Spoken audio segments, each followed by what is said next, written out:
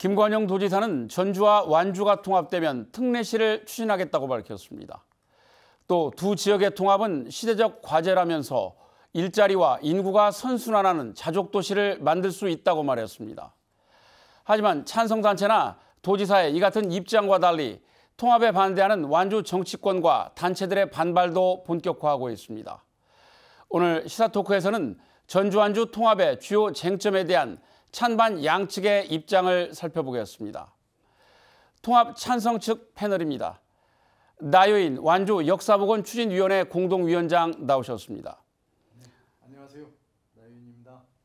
통합 반대 측에서는 김정호 완주 동학 농민혁명 기념사업회장 자리했습니다. 안녕하십니까. 반갑습니다. 김정호 변호사입니다. 네, 어서 오십시오. 네, 반갑습니다.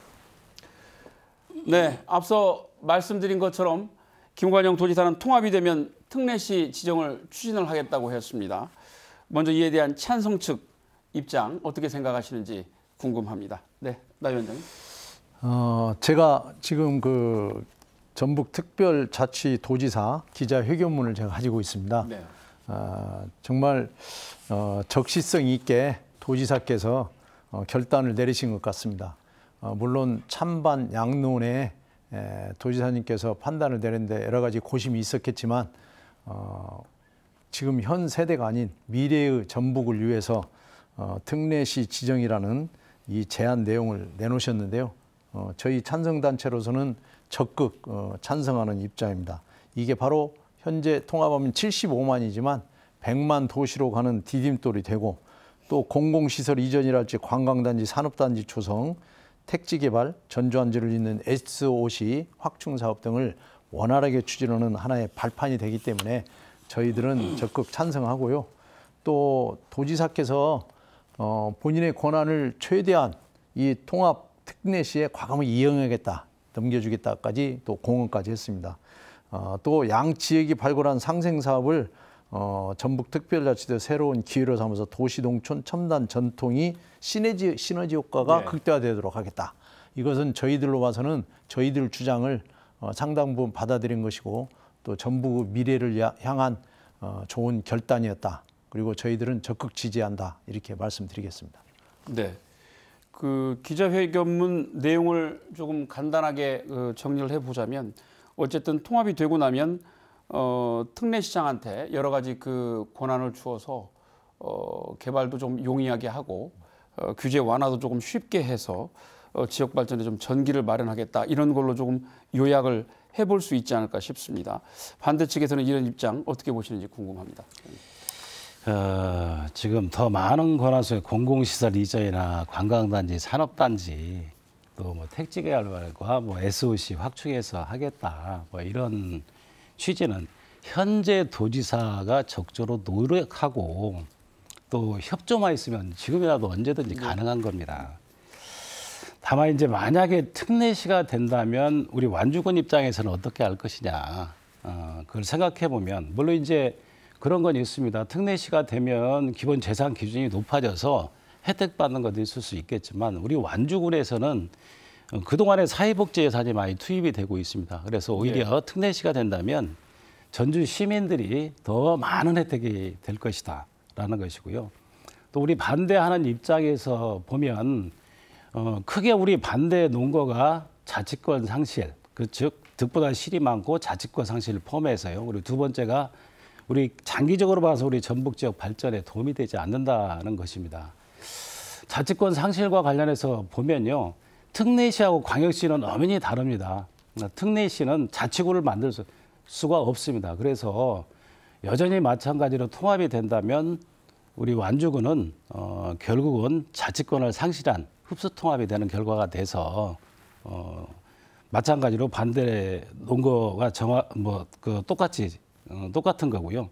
두 번째는 전북의 장기적으로 봐서는 전북 발전에 도움이 되는가를 곰곰이 생각해 보면 전주로 집중화 현상 때문에 결국은 장기적으로 봐서는 불균형이 심화가 될 것이고 그로 인해 전북 소멸이 염려가 될 것이다. 특히나 특례시가 된다면 자주권이 인정이 됩니다. 자주권이. 네. 예, 그건 무슨 얘기냐면 예컨대 전주시에서 100원을 세금을 걷었다면 도를 거쳐서 나중에 다시 도에서는 50원의 교부금을 내려줍니다. 이런 형식인데 만약에 특례시가 되면 결국은 전주시가 100원 벌으면 100원을 그대로 사용하기 때문에 그 50원은 결국은 우리 전북 균형발전을 위해서 사용할 수 있는 이 금액이 없어져 버립니다. 그래서 장기적으로 봐서는 오히려 단순한 행정통합보다 특례시만으로서 행정통합하는 것은 우리 전북 지역 발전을 위해서 더 좋지 않은 결과가 나타날 것이다. 예, 이런 생각 가지고 있습니다. 어쨌든 뭐 회장님 말씀 요약하자면 자치권 상실하니까 완주에도 도움이 되지 않고 전북 전체로 놓고 봐도 좋지 않다 이런 말씀이시죠. 예. 이 특례시 지정 지정 자체도 사실 쉽지 않습니다. 이제 인구 기준이 100만 명으로 되어 있어서 과거에 이제 김승수 시장이 추진을 하다가도 이제 뜻을 이루지 못했습니다. 우리가 인구가 100만 명을 넘어서든지 아니면 그 기준을 낮추든지 해야 이제 지정할 수 있을 것 같은데 지정 가능성 어떻게 보시는지요? 여기? 예, 사회자님이 지적하셨듯이 이미 한번 시도를 했었습니다. 그때 당시 인구 100만이 되지 않았고 그리고 타 시도와 형평성 때문에 실패했습니다. 그런데 23년 6월에 지방자치법이 개정이 돼서 100만 이상의 특례시와 50만 이상의 특례를 받는 대도시로 구분이 되어서 시장의 권한이 나눠져 있습니다. 결국 도지사 권한이 이양되는 건데 결론적으로 법 개정이 필요하다는 얘기입니다. 그래서 이것도 쉽지가 않을 거고요. 또 한 가지는 우리 전북 지역의 불균형이 더 심화되기 때문에 다른 시군에 저는 동의를 받았는지 한번 묻고 싶습니다.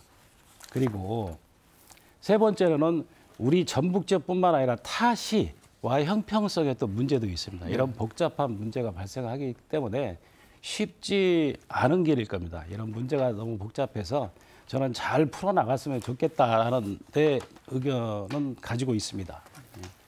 알겠습니다. 네, 나 위원장님 어떻게 보세요?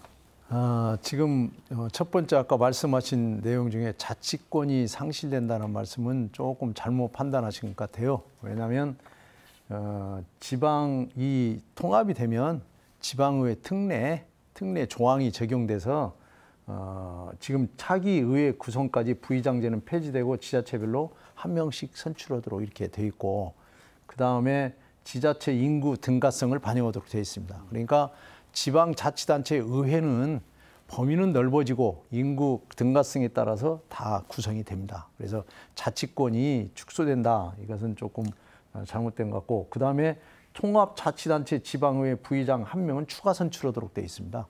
이런 것들이 전부 특별법 규정으로 다 규정이 되어 있습니다. 또 청주 청원에서도 이런 사례로 나아가고 있고 그 다음에 복지 편중이라는 문제에 있어서도 자꾸 복지 편중이라고 하는데 이 양쪽 재정이 통합이 되고 나면 완주의 복지 부분은 전에 읍면동으로 있을 때 복지가 그대로 적용이 됩니다. 그리고 통합이 되고 나서 지금까지는 전주 쪽에서의 복지는 주로 시설이랄지 SOC 시설이랄지 복지 시설이랄지 이런 파급 효과를 누리는 이쪽에 집중화되어 있고 완주 쪽 복지는 개별적 복지로 이렇게 지원금이 나가고 있는데 이건 전부 믹서가 될 수밖에 없습니다. 그러면 결국은 양쪽의 모든 장점을 살린 복지제도가 성립이 되기 때문에 복지 문제에서도 걱정이 없다. 그리고 9가지를 지금 전주하고 완주 것을 비교를 해봤는데 9가지 중에 3가지 노령, 노인 인구, 농촌 문제, 그다음에 외부에서의 들어오는 이 완주 쪽으로 전입해 오는 사람들에 대한 특혜 이 세 부분은 완주가 우세해요. 나머지 부분은 전주 쪽이 훨씬 우세합니다. 그래서 복지제도가 완전히 완주가 우세하다는 그 논리는 조금 문제가 있고요. 특례시의 어떤 자주권 문제인데요.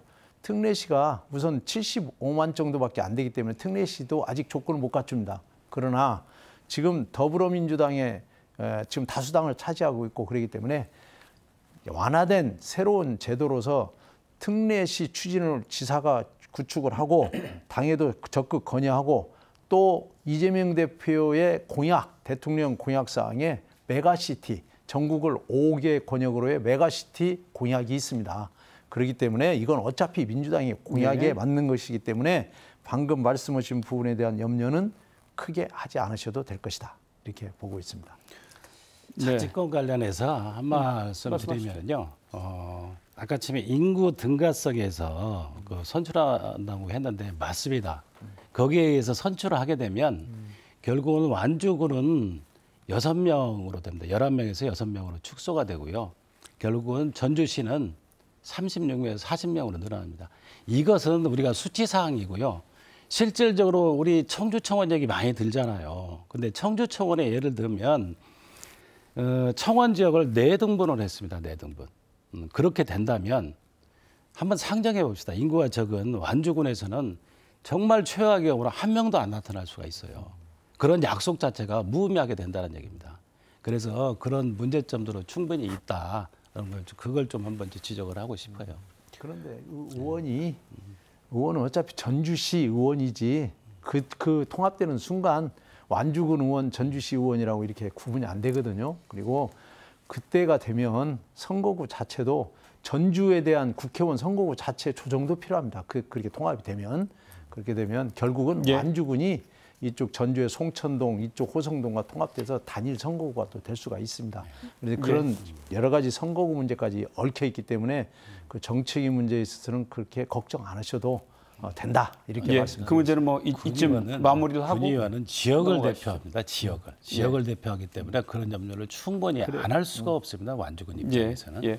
지금 뭐 그 김정우 회장님 말씀은 완주군 의회 같은 경우에 이제 크게 4개의 선거구로 나눠져 있는데 청주 청원 사례를 놓고 보면 지역을 전체에 이제 분할해갖고 있다 보면 시 지역과 군 지역이 같이 묶여지면서 조정이 되다 보면 그 안에서도 당선자가 이제 줄어들거나 입지가 이제 축소될 수 있다 이런 말씀으로 이해를 하시면 될 것 같습니다. 그 얘기 이제 또 나중에 하실 수 있는 기회가 있을 것 같고요. 우리가 이제 통합이 되면 그 최근에 이제 갈수록 커지고 있는 지역 소멸 가능성도 조금 해소할 수 있을 것이다. 이런 얘기들이 상당히 많습니다. 이제 찬성 쪽에서 하시는 얘기인데 청주청원 얘기를 뭐 계속 안 할 수가 없습니다만 이제 통합 10주년이 됐는데 인구가 이제 한 2, 3만 명 정도 늘었습니다. 통계에 따라 조금씩 다르긴 합니다만 기업 유치도 좀 많이 늘었고요. 근데 이제 이것도 찬성 단체와 반대 단체에 따라서 이것이 통합의 효과다, 아니다, 그렇지 않다라고 또 해석도 엇갈리는 것 같습니다. 어떻게 보시는지 말씀을 좀 들어보겠습니다. 나윤 위원장님부터 말씀해 주시죠. 청주청원 우리는 이제 선행 사례라고 하죠. 네. 전국에 92개 지역이 있었는데 90개 지역이 통합을 했습니다. 그 선행 사례를 우리가 조사를 해보면 예를 들면 광주 광산이 통합되면서 100만도 안 되는 도시가 150만까지 지금 갔습니다. 그리고 기아자동차랄지 삼성전자가 모두 들어와서 150만이라는 인구가 창출됐습니다. 청주청원을 우리가 자꾸 예를 드는 것은 갈등을 3번 이렇게 느끼고 4번째 그쪽도 통합이 됐기 때문에 통합을 해서 정말 이게 잘 될 것이냐 10년을 쭉 보고 통계를 지켜보니 실제로 효과가 크더라. 예. 그래서 선행 사례에서 나타난 결과가 지금 상당히 좋은 결과를 나타내고 있다. 그 사이에 68개 기업에 2조 3,037억 원의 기업 유치 실적이 있고 또 여기에 보면은요 재정 자립도도 지금 10년 사이에 32.2에서 33.4% 늘었고 GRDP도 24조에서 36조로 늘었고 교육시설도 4개가 늘어났고 의료시설이요 134개가 증가했습니다. 둘이 통합하면서. 그리고 문화체육시설이 172개가 늘었습니다. 그리고 또 좋은 것이 뭐냐면 청원군 지역의 중심이라고 하는 오창읍하고 오송읍이 있습니다. 여기 인구가 44%와 36%가 늘었습니다. 그러면 이런 우리가 그냥 어떤 이론적인 게 아니고 실증적으로 외부 지역 통합했던 90개 지역에서 물론 일부는 마산, 창원은 인구 줄은 데도 있어요. 그럼 더 많이 줄을 것이 덜 줄었다고 봐야 됩니다. 그래서 그 효과라는 것은 선행 사례를 우리가 보면 충분히 판단할 수 있다. 그래서 우리 전주 완주 통합도 그 방향으로 갈 것이다. 그리고 어떤 그 실적이나 성과는 정말 미래에 나타날 성과지만 분명히 나타난다. 이렇게 생각하고 있습니다. 네, 어떻게 보세요? 선행 사례 저도 한번 좀 검토를 하겠습니다. 저도 그래서 한번 좀 그 전에 통합된 사례들 우리나라뿐만 아니라 한번 좀 간단히 말씀을 드리겠습니다. 먼저 우리 행정통합이 시대적 과제이고 지방소멸을 막을 수 있다는 생각이 든다는 김관영 지사 말에는 저는 동의할 수가 없습니다. 예. 지금까지 행정통합의 사례를 보면 크게 두 가지로 나눌 수 있어요. 자율적 예. 통합과 정치적 의도에 의한 통합. 자율적 통합의 대표적인 예가 미국의 사례입니다. 3천여 개 카운티 중에서 33개 카운티가 통합을 했습니다. 그 통합의 목표는 뭐냐면 민주성을 제고하고 지역 발전, 행정 효율화, 규모 경제를 달성하기 위해서 통합을 했습니다. 그런데 나중에 통합하고 나서 보니까 지역 발전 효과, 민주성 제고 없고 효율성도 없고 규모 경제도 나타나지 않았다는 게 결론입니다. 미국의 결론.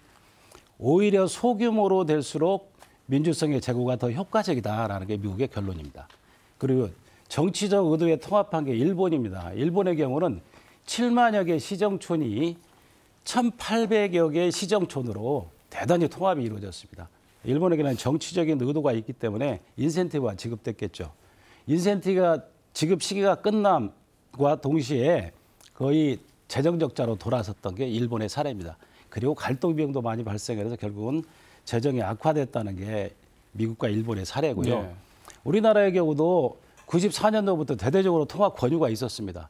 총 49개 시와 43개 군에 통합 요청을 했고 권유를 했고 그중에 33개 지역이 통합을 했습니다. 예.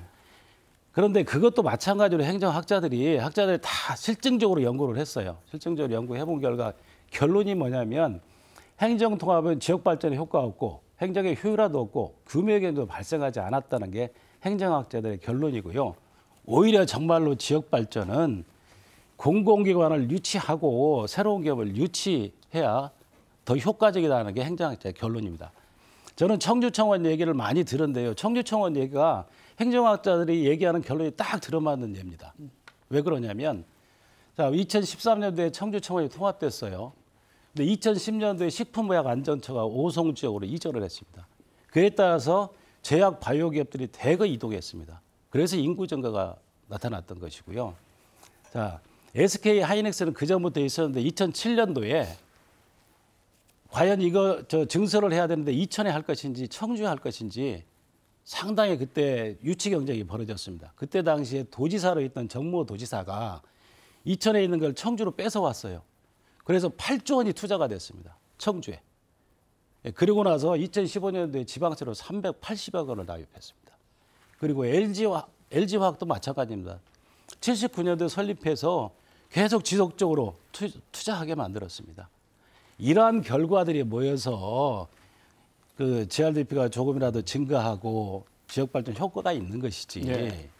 행정통합의 효과가 아니라는 겁니다. 행정학자들의 결론도 마찬가지입니다. 그래서 행정학자들이 무슨 얘기를 하냐면 자, 이 행정통합은 정치인들이 정치적 치적을 만들기 위한 정치적인 의도이고 큰 것이 좋다라는 막연한 믿음 때문에 이런 통합이 이루어진 것이다. 결국은 중앙정부 입장에서는 지역소본의 변명거리, 즉 책임을 행정통합으로 전가한 것이라는 결론을 내렸습니다. 이게 행정학자들이 실증적으로 연구한 것이에요. 저는 우리 전북에도 8조 원이라는 돈을 유치할 수 있는 이런 도지사들이 좀 있었으면 좋겠다는 생각을 합니다. 개인적인 생각입니다. 예. 제가 이제 그 반론을 한번 하겠습니다.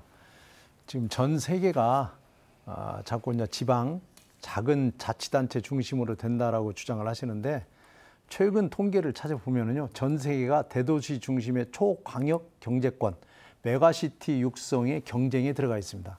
2018년 기준 인구 1,000만이 넘는 도시가 전 세계 33곳에서 2030년에 43곳으로 증가할 걸로 예상하고 있습니다. 이 메가시티를 넘어서 메가 레저 그러니까 일본, 프랑스, 미국 교통망과 기반 시설을 확대를 시켜서 공항도 같이 이용하고 전철도 같이 이용하고 이런 부분을 전부 광역화 묶는 겁니다. 그래서 우리나라에서도 외국의 사례를 받아들여서 지금 정부도 그 정책을 쓰는 겁니다. 대구, 경북이 통합하자는 얘기가 그냥 나온 얘기가 아닙니다. 그런 예가 뭐냐면 중국 같은 경우도 상하이, 베이징, 충칭 6개 도시가 묶어서 2016년부터 3대 메가시티로 특화 발전시키고 있습니다. 상하이, 난징, 항저우를 장강 삼각주, 홍콩 이쪽은 주강 삼각주, 베이징, 텐진, 허베이 묶어서 징진지 프로젝트. 프랑스는 사르코지 정부가 들어서면서 31개 자치단체를 묶어서 저 인구 20% 700만 명이 모이고 있습니다. 그래서 미국은 오바마 정부 들어서 그러니까 아까 그 자꾸 소그룹으로 한다고 하는데 전 세계의 흐름은 메가 시티가 아니라 그걸 넘어서 메가 리전으로 육성하고 있다. 그래서 그걸 받아서 저희가 우리가 지금 현실 전북의 현실상 전국적으로 전부 4+3로 나가고 있습니다. 4개의 큰 광역권과 3개의 자치 도로. 그러면 4개의 광역권에도 우리는 못 들어가 있습니다. 그러면 자치도 하나 가지고 우리 살 수가 없어요. 우리가 뭐 청년 인구 빠져나가지고 고령층 비율 높죠. 뭐 전북 재정 자립도 최하위죠.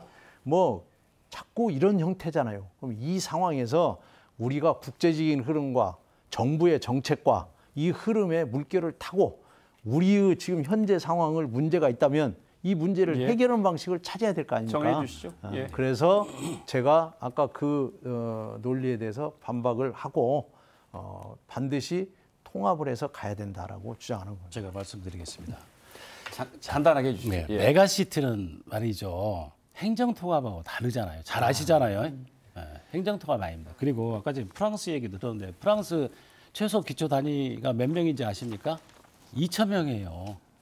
그리고 좀 물론 그랑파리 메트로폴이라는 자치단체 연합을 프랑스 파리에 구성하고 있어요. 맞아요. 저도 기본적으로 메가시티를 반대하는 게 아니라 행정통합만을 고집하는 그걸 반대하는 것이지 장기적으로 봐서 세계적인 추세에 따라야죠. 메가시티를 만드는 것은 저도 반대하진 않아요.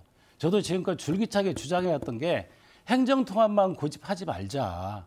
우리 경제통합 얼마나 가능하잖아요. 특별지방자치 만들어서 그걸 메가시티로 만들자. 거기에 대해 찬성합니다. 그러니까요. 대안을 제시했어요, 제가. 경제통합, 그다음에 지리적 통합, 역사적 통합 다 해야죠. 그리고 거기에 행정통합이 이루어져야 되는 이유는 경제통합과 지리적 통합 이런 것을 모두 어우러서 행정이 단일 행정권 내에서 주민들이 생활을 해야 주민들의 불편이 해소될 거 아닙니까? 행정통합의 목적이 뭔데요? 주민들의 편익 증진입니다. 위원장님 정리하시고 다음 주제로 넘어가시죠. 뭐 어쨌든 보신 것처럼 찬성 측은 통합이 되면 전북을 비롯해서 통합 전주시도 다 좋아질 것이다라고 말씀들을 하고 계시고요. 이제 반대하는 쪽에서는 통합이 되면 완주나 전북 자치도도 더 좋지 않아질 것이다. 이제 이렇게 말씀들을 하고 계세요. 여러 가지 이제 또 쟁점들이 있습니다만 최근에 나온 쟁점 중에 하나가 1인당 돌아가는 예산 이슈가 있습니다. 이제 쉽게 말해서 완주군 전체 예산을 완주군 인구로 다 나누면 한 사람 앞에 한 840만 원 정도의 예산이 돌아가는데 전주시는 이게 한 400만 원 정도로 훨씬 적습니다. 그런데 이게 이제 통합이 됐을 때 두 지역의 전체 예산을 두 지역 전체 인구로 나누면 458만 원 정도라는 계산이 나온다고 하는데 이러다 보니까 완주 쪽에서는 우리가 통합을 안고 있으면 1인당 예산이 840만 원인데 통합을 하게 되면 절반 가까이 줄어드는 것 아니냐 이런 말씀들을 하는 최근에 나오고 있습니다. 어떻게 보시는지요? 제가 며칠 전에 김관영 지사 대담 프로에 나왔던 것을 봤어요. 그 부분에 대해서 1인당 예산 투입 비용을 마치 무진장에 비교해서 1인당 예산 투입이 많다는 게 부의 척도인 것처럼 이렇게 얘기를 하시던데 그건 정말 오해입니다. 1인당 예산 투입이 많다는 것은 그만큼 가용 예산이 많다는 것을 얘기합니다. 이런 가용 예산이 많기 때문에 우리 완주에서는 사회복지 분야에 전주가 160만 원 투자하는데요. 완주는 240만 원 투자합니다. 44만 원 투자합니다. 84만 원이 많이 투자됩니다. 교육 분야는 79만 대 8만 원으로 89만 원이 더 투자가 되고 있어요. 그리고 농업 분야에도 마찬가지 691만 원인데 399만 원이에요. 291만 원이 더 투자가 되고 있습니다.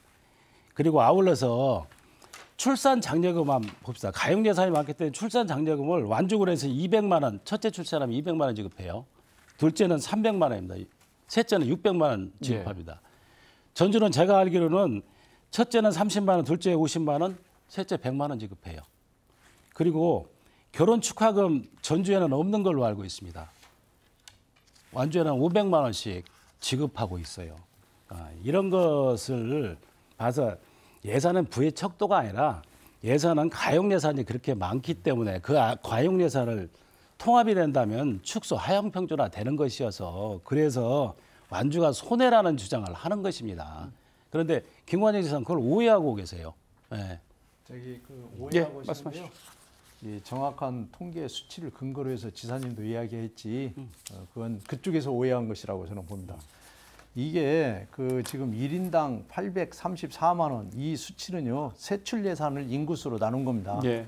그러면 이게 1인당 예산 지원액이라고 합니다. 이것 보고.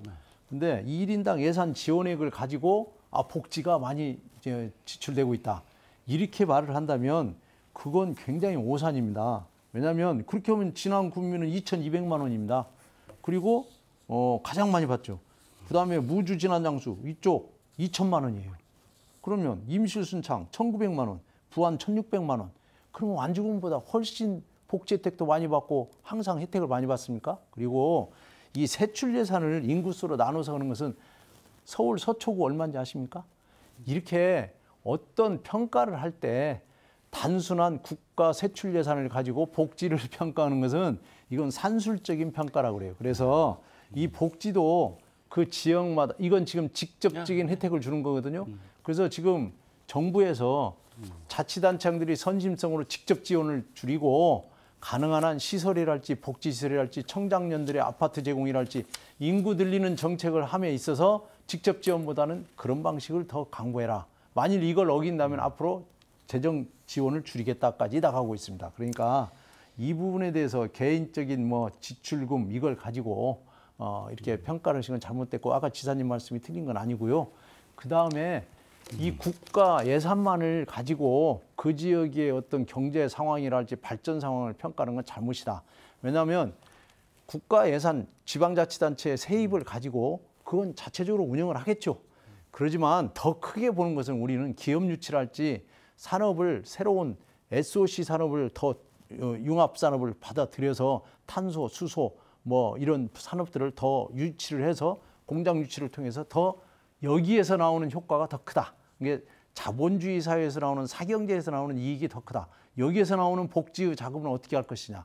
이런 부분도 고려를 하셔야지 단순히 국가 돈이나 지방비 걷어들인 돈 가지고 내가 복지 얼마 주니까 예. 완주군 유지해야 된다는 논리는 조금 너무 소극적이다. 예. 제가 그때 들었을 때 예산이 무진장과 비교해서 아니 저게 1인당 예산 투입비용이 높은데 그 마치 무진장이 그런데도 불구하고 못 사는 거 아니냐 이런 부의 척도 기준으로 얘기를 하셨던 걸 들었어요. 그런데 제가 얘기하고 싶은 것은 전주시보다 완주군이 1인당 예산 투입 비용이 높다는 것은 그만큼 가용 예산이 많다는 얘기를 하는 거고 아까 아침에 얘기했죠. 기업 유치나 이런 것들 뭘로 합니까? 가용 예산이 많아야 기업 유치도 하고 어떤 사업을 할 수가 있어요. 그래서 완주 같은 경우는 그만큼 가용 예산이 많기 때문에 사회복지 혜택도 이러면 전주보다 더 많이 지급하고 있다. 이런 얘기를 하는 거고요. 진안하고 통합합니까? 전주하고 통합하잖아요. 전주하고 통합 예를 들어서 얘기를 해야지. 예. 그게 맞는 것 같아요. 정리해 주시죠.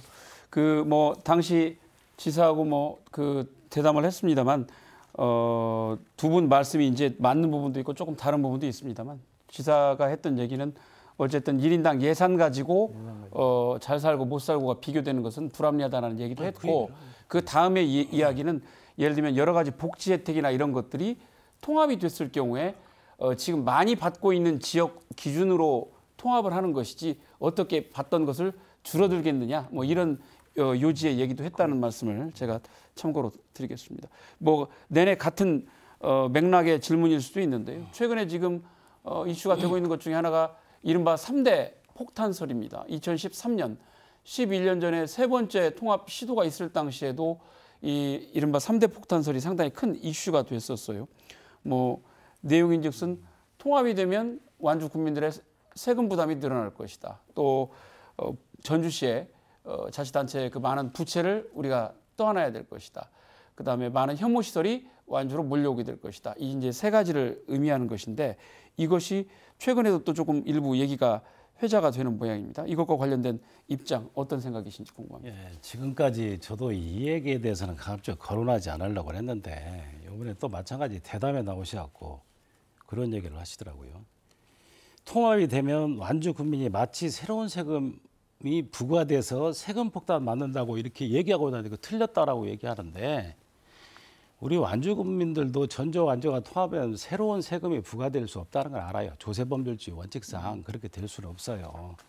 그래서 결국은 완주 국민들이 하고 싶은 얘기는 뭐냐면 시세와 군세에는 차이가 있습니다.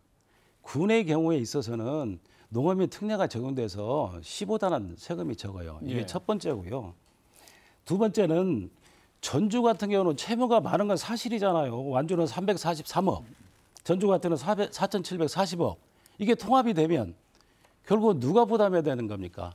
통합되는 시민 국민들이 부담해야 돼서 결국은 채무가 늘어난다는 것이고요. 예. 마찬가지로 예산 가용 자금이 적게 되면 이런 출산자금, 결혼 축자금 전주 누구 기준에 맞출 겁니까? 결국은 전주시 기준에 맞춰야 될 거 아니에요. 그러면 같은 세금을 내고 혜택을 적게 받으니까 세금 폭탄을 받는다. 세금 폭탄이다. 이런 얘기 저는 틀리지 않다고 생각하고요. 또 혐오시설 얘기합니다. 그 대담 보니까 소각장은 2010년 동안 아무런 걱정이 없다. 쓰레기 매직장도 2018년 동안 사유 가능해서 우선당장 가까운 시일 내에 이전 가능성이 없다. 만약에 또 이전 가능성이 있다 하더라도 완주 전주와 협약하면 된다라고 이렇게 얘기를 했어요. 자, 우리 통합에서 통합 찬성하시는 분이 뭐라고 얘기합니까? 우리 완주, 전주, 우리 전북의 미래를 위해서 통합하자고 얘기합니다. 저희들도 마찬가지로 우리 완주 국민들의 미래를 위해서 반대를 하는 겁니다. 10년, 20년 앞이 아니라 30년, 40년, 100년 뒤를 내다보고 이걸 얘기를 하는 건데 결국은 18년이 지나고 나면 어디다 설치합니까?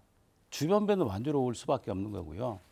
그리고 완주 전주 협약을 하면 이행 가능하다 이런 얘기를 하고 있는데 제가 이런 얘기는 좀 하고 싶지는 않지만 좀 해야 되겠습니다. 2013년도 통합이 무산되고 나서 어떤 일이 벌어졌냐면요. 시내버스 요금 단일화 문제, 그리고 농어민 발전기금 만드는 조례, 이런 상생사업 일방적으로 중단시켜 버렸습니다. 결국은 그래서 완주국민이 굉장히 불편을 겪었어요. 또 KCC 문제도 그렇습니다. KCC도 결국은 체육관 하나 지켜준다는 그 약속 지키지 않아서 부산으로 이전했습니다. 자, 우리 전주뿐만 아닙니다. 가까운 익산 한번 봅시다. 익산의 경우도 익산하고 이리하고 통합을 할 때 여러 가지 상생사업 약속을 했어요. 제가 들어보니까 딱 한 가지 지켜졌다 하더라고요. 익산시로 만드는 지명. 외에는 하나로 지켜진 게 없다고 그럽니다. 그래서 완주국민들이 믿지를 못하는 거고, 이게 더군다나 작지권까지 상실을 하면 어떻게 그걸 이행하지 않으면 촉구를 하겠습니까? 예. 그런 걸 걱정하는 것입니다. 예. 여기 나름대로 뭐 걱정하시는 건 참 좋은 이야기죠. 그런 걸 전부 개선을 해야 되니까. 아까 사회복지 부분에 있어서 뭐 현금성으로 지급되는 액수를 가지고 이야기를 하셨는데 그 사회복지 인프라 구축에 전주시는 집중을 한 겁니다. 그러니까 복지관이랄지 노인복지관, 돌봄센터 이런 데다가 해가지고 전주는 116군데가 복지시설이 있고 완주는 40군데밖에 없어요. 그리고 이런 시설, 그러니까 선택과 집중을 어디다 하느냐에 따라서 복지 예산을 쓰는 겁니다. 그래서 아까 그런 부분은 통합이 되면 개선이 될 것이고, 결혼, 임신, 출산금 이 부분도 지금 아까 200만 원 이야기했는데 그러면 완주에는 장애인 가정 출산 비용 지원이 있습니까? 없습니다. 전주시는 장애인 비용, 출산 비용이 150만 원에 중증장애 200만 원을 줍니다. 그러듯이 선택과 집중이 틀려요. 그냥 거기는 인구 증산을 위해서 그렇게 하는 거죠. 그리고 난임 부부 진단 검사 지원비, 여기 전주시는 있어요. 완주는 없습니다. 이러듯이 이 결혼 축하금 이런 부분 뭐 등등 해서 이 차이가 있는 선택과 집중 때문에 그러는 것이고, 그다음에 3대 폭탄 부분에 대해서 세금은요 거의 똑같아요. 거의 똑같고, 지금 지방세에서 등록면허세하고 주민세 있죠. 이 부분에 있어서 약간 차이가 있죠. 전주시하고 차이가 조금 있는데 이 부분은 지금 주민세도 12,500원, 11,000원 이렇습니다. 통합 후에는 기존 세금하고 동일하게 기존 읍면은 그대로 적용하도록 특별법이 되어 있어요. 그래서 세금 폭탄이란 말은 완전히 그건 흑색 마타도어 선전이다 이렇게 말씀을 드릴 수 있고, 거꾸로 통합으로 인해서 지역의 집가 상승이랄지 아파트가 상승이랄지, 아파트가 전에도 제가 얘기했잖아요. 송천동하고 거리 3, 4km밖에 안 떨어졌는데 가격 차이가 1억 5천, 1억이 납니다. 그러면 완주 시민들이 왜 완주란 이름을 붙이는 그 이유로 아파트가가 1억 차이 나게 받아야 됩니까? 이거 통합되는 순간, 전주시가 되는 순간 완주 군민 봉동, 삼내, 용진, 이서 이쪽 혁신들이 사시는 분들은 개인적 부가 1억 이상 상승이 돼요. 그러면 단순히 내가 몇백만 원 더 받는 게 문제가 아니고 그런 집가 상승이랄지 아파트가 상승, 그다음에 학군도 현대자동차 근로자가 왜 송천동으로 이사해서 사는지 아십니까? 아이들이 커가면서 좋은 학군으로 이동하고 싶은 겁니다. 그러듯이 이런 여러 가지 혜택이 있습니다. 그리고 채무 문제에 있어서는 이 전주시 같은 경우는 인프라 시설이랄지 사회 간접자본 시설, SOC 시설을 많이 하기 때문에 당연히 지방채 발부해서 네. 그런 채무가 늘어나는 겁니다. 그리고 그 소각시설이랄지 지금 장사시설 이런 부분은 이미 뭐 소각시설은 전주 혜택을 지금 완주가 보고 있잖아요. 그러니까 완주, 임실, 김제가 전부 전주에 와서 소각을 하고 있습니다. 쓰레기 다 매립하고 있고, 그다음에 장사시설에서 다른 지역 사람들은 100만 원씩 50만 원 이상씩 돈을 내야 되지만 완주 주민들 지금 혜택 주고 있습니다. 30만 원밖에 안 받아요. 이런 것들이 다 혜택입니다. 그러니까 그런 어떤 혐오 시설에 대한 불이익이 있다. 이것은 반대를 위해서 홍보 전략상 그렇게 하는 건 좋지만 허위 사실로 하면 잘못되는 겁니다. 사실대로 진실을 알려서 정정당당하게 찬반 토론을 하고 우리 찬성 반대 주민들이 호도되지 않도록 해주는 것이 맞다. 저는 그렇게 생각합니다. 예. 그 말은 저도 100% 동감합니다. 물론 정확히 정보를 제공해야 되죠. 하지만 지금 저도 얘기하는 게 어떤 근거를 가지고 얘기하는 게 허위사실 아닙니다. 그런 식의 판단이나 언어 사용은 좀 참가해 주셨으면 하고요. 나름대로 어느 정도 근거를 가지고 다 얘기하는 겁니다. 그리고 채무 문제도요. 저도 이런 것들은 잘 거론하고 싶지 않아요. 계산적으로 나오면 딱 떨어지는 것들입니다. 물론 그 여러 채권 어떤 시설을 만들기 위해서 어떤 인프라를 제공하기 위해서 채무 빌릴 수 있어요. 다만 지금 현재 전주시는 위험수위에 있다라고 얘기를 합니다. 전북일보 기사도 나왔어요. 그래서 그런 것들도 결국은 장기적으로 보면 채무 위험수위까지 넘어간다면 결국은 그 부담은 누구한테 옵니까? 국민들, 시민한테 오는 겁니다. 결국은 최종적으로는. 그래서 그런 우려를 할 수밖에 없는 것이고 예. 전혀 허위 사실이 아니다. 허위 사실이라고 그렇게 얘기하면 안 됩니다. 예. 자, 상대적으로 김정우 회장님께 반론권을 굉장히 많이 드리고 있다는 것을 이해해 주셨으면 좋겠습니다. 속도를 조금 내서 가야 될 것 같은데요. 통합 찬성 측에서는 어쨌든 통합이 되면 전주 완주가 다 발전할 것이다라고 말씀을 하고 계시고, 반대하는 쪽에서는 뭐가 어떻게 얼마나 발전하겠다는 것인지 구체적이지 않다, 굉장히 모호하다, 뭐 이런 지적을 많이 하십니다. 구체적인 청사진을 제시를 해봐라, 밑그림을 내놔봐라, 이런 말씀들을 왕왕 하시는데, 나윤 위원장님 그런 지적 어떻게 보시는지요? 행정 통합을 하면 어떤 효과가 있느냐, 이걸 지금 묻는 것이죠. 예. 통합에 대한 청사진이나 구체적인 비전. 그렇죠. 예. 첫째, 전주 같은 경우는 지금 그 공장이 들어오고 싶어도 공장 부지가 없습니다. 예. 그리고 가격이 비쌉니다. 그러면 외부에서 일반 기업들이 전주로 진입하고 싶어도 없기 때문에 완주하고 통합하게 되면 결국은 기업이 어디로 들어갑니까? 완주로 들어가죠. 그러면 그 완주로 들어가면 인구가 지금 말하는 완주군의 인구가 늘죠. 전주시가 늘지만 통합하면. 그리고 소득의 배분, 주거시설, 모든 시설이 완주군 지역에 집적화되어 있습니다. 그리고 전에도 제가 토론에서 한번 얘기했지만 도시는요, 구도심은 원래 슬럼화됩니다. 그리고 구도심은 슬럼화되고 신도심으로 계속 상권은 이동하게 되어 있습니다. 그 예를 제가 전에도 들어드렸죠. 혁신도시, 그다음에 저쪽 도청 주변, 그다음에 전북대 주변 하다가 구도심에서 옮기다가 이제는 바로 완주 쪽으로 옮길 차례입니다. 통합이 되면.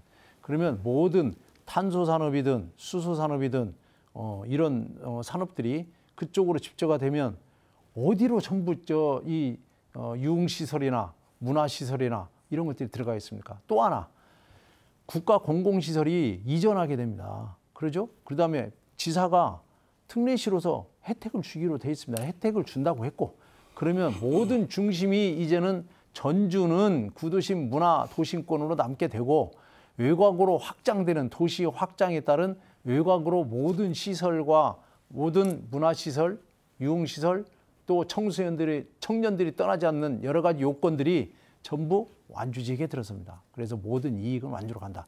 집가 상승, 아파트가 상승, 그다음에 문화시설, 공공시설, 사기업 모든 것들이 들어서기 때문에 경제의 전방 후방 효과가 아주 크게 나타난다.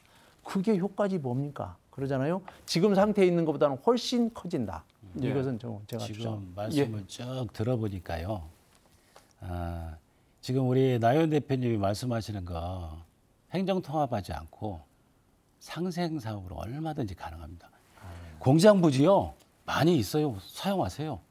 언제든지 환영합니다. 자, 그리고 지금 전주시의 경우에 있어서는 도심 공동화 현상 때문에 골머리를 앓고 있어요. 아마 특례시 추진하는데 동의한 것도 저는 그것 때문에 그런 겁니다. 그런 것 같아요. 더군다나 완주 전주가 통합이 되면 더 공동화 현상 더 심해질 겁니다. 네? 그런 상황이고요. 공공시설 이전 제가 주장하는 게 뭐냐면요. 완주, 전주, 익산을 합쳐서 메가시티를 구성을 해서 완주는 행정도시로, 전주는 탄소, 문화관광의 도시로, 익산은 식품, 관광의 도시로 만들자고 제가 주장하는 게 바로 그겁니다. 행정기관, 도청, 시청, 완주를 이전해서 행정도시 만들자. 제가 누차 주장하는 겁니다. 얼마든지 행정통합을 하지 않고도 가능한 방법이 충분히 있는데 완주 군민들이 그렇게 반대를 하는데 굳이 행정통합을 해야 되겠다는 저는 이유를 잘 자꾸 이거 혼돈을 하시는데 이 행정통합은 주민들의 편익 증진입니다. 그러죠? 행정이 어디에서 나왔습니까? 경제학에서 나왔어요. 경제와 경영이 합리적으로 이루어지려면 결국 행정으로 이것이 한 단일 행정권으로 이루어져야 원활하게 이게 이루어지는 것이지 행정통합은 별도고 경제통합 별도고 이것은요 서로 광역자치단체나 기초자치단체가 서로 협약 맺어서 하자 이런 느슨한 형태의 연대지 그런 것은 통합이 아니다. 그건 그렇게 봐야 됩니다. 장 연합에서도 충분히 가능할 거고요. 그리고 우리 나연 대표님은 저하고 같은 세대보다 좀 위세대에서 그런지 요즘은 인터넷 충분히 발전해 있어요. 행정편이요.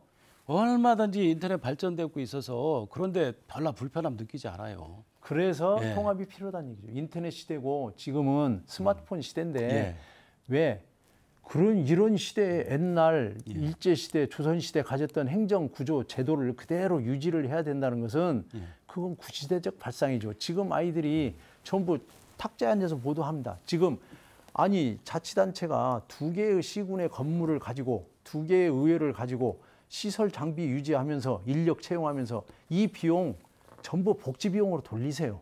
그렇게 하면 주민 복지가 더 커질 거 아닙니까? 예. 그 질문 말씀 여기까지 정리하고 네? 다음 질문 넘어가겠습니다. 그 두 분께서는 지금 어쨌든 통합 찬성 단체와 반대 단체 그 공동 대표로 참여해서 이제 활동을 하고 계십니다만 청주 청원 사례를 놓고 보면 이제 찬성 단체와 반대 단체가 당시 청주시나 청원군에서 이제 전폭적인 전권을 받아가지고 협상에 직접 나섰고 또 이제 이 과정에서 청원군이 여러 가지 그 요구를 하니까 이걸 청주시가 대승적으로 다 전폭적으로 수용을 하면서 통합이 이제 성사됐습니다. 이제 좋든 싫든 어떤 형태로든 주민투표가 붙여지면 이제 그런 과정도 또 진행이 되지 않을까 싶은데 통합 논의 혹시 이루어진다고 한다면 어떤 형태로 누가 주도해야 한다고 보시는지 말씀해 주시지요. 예, 저희 단체에서 지금 그 주민들의 직접 민주주의 형태로 주민 투표를 요구했습니다. 서명을 받아서 요구를 한 거죠. 이것은 간접민주주의인 자치단체장이나 지방의회에서 나설 일을 우리 주민들이 직접 나선 겁니다. 중앙에서도 참 특이한 사례다. 예. 이 간접민주주의 형태가 발전됐는데 왜 전북은 유독 주민들이 나섰을까? 그래서 저희가 이렇게 답변을 합니다. 아까 동학혁명기념사업회 하니까 우리는 동학의 정신이 살아있어서 이런 기관이나 관이 제 역할을 못할 때 민이 나서서 이 일을 추진한다. 그래서 청주청원에서 이 통합 과정을 보면은 시민단체가 중심이 됐습니다. 청주청원하고 청주시 이쪽에 이제 같이 하는데 특히 반대를 했던 청원군 사람들을 더 참여를 많이 시키고 서로 상생 공동위원회를 구성을 해서 75가지의 협약을 했습니다. 협약을 하나하나 찬성 반대쪽이 서로 협약을 맺어가면서 이것을 자치단체장들이 추진을 하는 겁니다. 그렇게 하고 이것이 조정이 안 되면 도지사가 나서 더 크게 조정을 하는 겁니다. 예. 이런 형태로 해서 하나하나 추진해 가면 그렇게 해서 75가지가 된 겁니다. 지금 74개까지가 다 이행이 됐어요. 예. 왜냐하면 갈등도 줄일 수 있습니다. 왜냐? 하나하나를 전부 추진하면서 특별법 만들고 조례로 통과시키면서 짚어나가면서 합의를 가기 때문에 나중에 주민투표에 가더라도 이미 찬반 단체 간의 치열한 논쟁을 통해서 요구사항이 다 드러난 겁니다. 그리고 완주군이면 완주군의 군민이 요구사항이 그래서 위원회 구성에 완주군민이 더 들어가게 해놨습니다. 이렇게 해서 구성을 해서 이 판을 벌려주면 전주시장, 완주군수, 도지사가 이 판에 대해서 동의를 해주고 의회에서는 조례를 만들어주고 중앙정부에서는 특별법을 만들어주면서 예. 이걸 성사시키면 커다란 갈등 없이 간다. 저는 이렇게 생각합니다. 알겠습니다. 예, 회장님. 저는 물론 이제 상생협의회가 활동하는 모습들을 저도 지켜봤어요. 그래서 지켜봐서 하고 있는 활동을 알고 있는데 이제 문제는 뭐냐면 이렇게 협의 사항을 만들었는데 이 협의 사항이 지금 충분히 동의해야 하는 것인지 이게 지켜질지 안 지켜질지도 모르는 상황입니다. 현재. 나중에 진행을 봐서 하겠다는 것은 통합을 전제로 하는 거여서 그게 좀 저희는 납득하기가 어렵고요. 일단 만약에 그런 생각이라면 결국은 전주시장과 전주 시민들이 어떤 생각을 가지고 있는지 그 생각에 대한 정확히 확답을 할 수 있는 건지 요게 선행이 돼야 될 것 같아요. 저희 개인적인 생각은. 그리고 지금 상황에 있어서 논의 주체를 논하는 것은 이미 좀 힘들지 않느냐. 어떤 단체가 나서더라도 저는 이제 신용성을 이미 정치인들이 나서서 정치적 치적 쌓기 위해서 예. 완주제도 통합 논의를 지금 물꼬로 터놨기 때문에 저는 어떤 단체가 나오더라도 그 단체로서 신뢰성을 인정받기가 쉽지가 않을 예. 것이다. 저는 다른 대안을 좀 찾아봤으면 좋겠다. 다시 한번 강조를 하고 싶습니다. 지금 정치 이야기를 하셨으니까 정치권은 민의를 반영하는 데입니다. 용광로입니다. 말하자면 모든 민의를 받아들여서 이것을 산출물을 만들어내는 게 정치 기능입니다. 그렇기 때문에 지금은 주민이 이 정도 나섰으면 이제는 정치권이 나서서 이 문제를 푸는 해법을 만들어내야 됩니다. 그래야 정치권이죠. 그래서 하나 제가 당부드리고 싶은 것은 반대단체에 군의원이나 군수가 앞장서는 건 이건 잘못된 행태입니다. 이 사람들이 앞장서면서 관변단체를 동원하고 한 60개 단체를 동원하고 이장, 통반장을 동원하는 분회장을 동원하는 지금 이 시대가 그런 시대가 아닙니다. 그리고 이 군수나 군 의원은 선거직으로서 완주 국민이 반절은 찬성이에요. 반절은 반대지만 그러면 찬성하는 다수의 주민들의 의견도 반영을 해주는 것이 관이 취할 조치지 그것을 한쪽 편만 편중해서 정치 활동을 하는 것이 오히려 잘못됐다. 예. 아직은 뭐 절반 찬성, 절반 반절도 알 수 없는 일이니까 그 정도 정리해 주시고요. 하고 싶지는 않았는데요. 예. 마무리 저 발언 시간 제가 간단하게만요. 군의원들도요. 그 사람들이 동원했다고 얘기하시는데 여기 반대 대책위원 자발적으로 참여했어요. 찬성단체 활동을 보고 그리고요. 군의원들도 자기 의사표시 민의를 대변하기 위해서 하잖아요. 그건 나는 막는 게 더 오히려 이상한 것 같아요. 민주주의 시대에서. 알겠습니다. 두 분 여기까지만 하시고 저희들이 지난주에 지난번에 그 1차 모셨을 때 네 분으로 진행을 하려다 보니까 시간이 너무 촉박해서 오늘 두 분을 모셨습니다만 그럼에도 불구하고 역시 시간이 촉박하기는 매한가지인 것 같습니다. 이제 마무리를 해야 될 것 같은데요.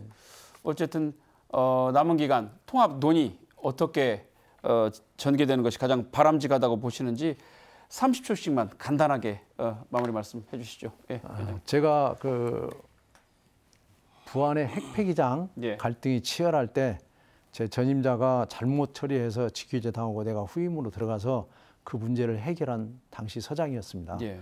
제 박사 동문이 갈등 해결이 이론입니다. 근데 그 당시 우리가 얻은 게 무엇입니까? 부안이 얻은 게 없습니다.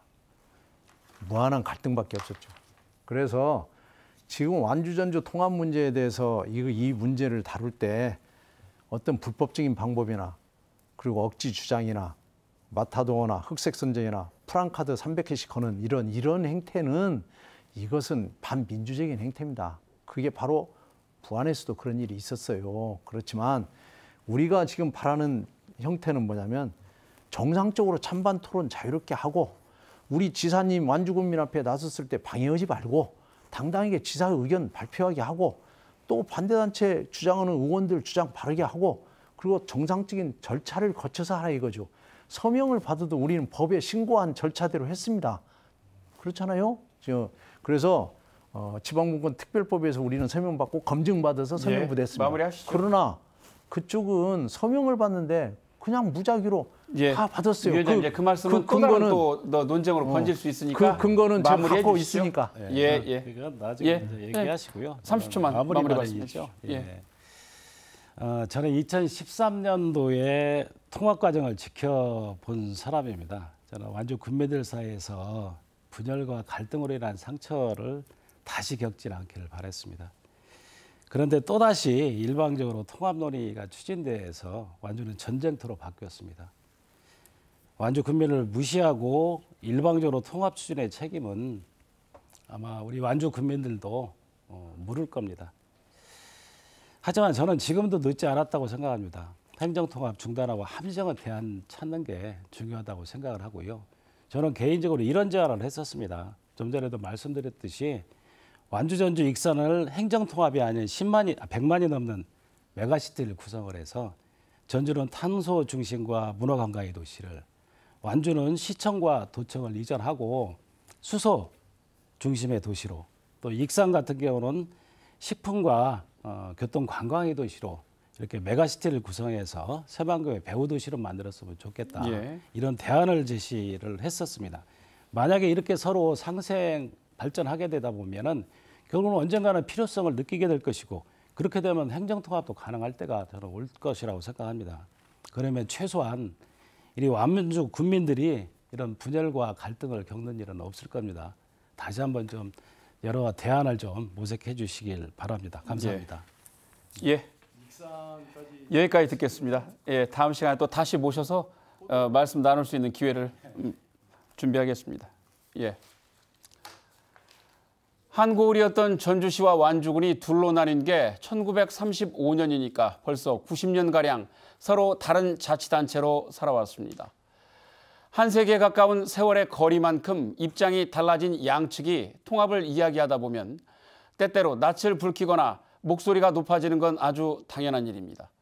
쉽지는 않겠지만 그래도 객관적인 사실과 상대방에 대한 이해를 바탕으로 두 지역 모두를 위한 최선의 방안이 마련되기를 기대합니다. 오늘 순서 여기서 마칩니다. 함께해 주신 여러분 고맙습니다.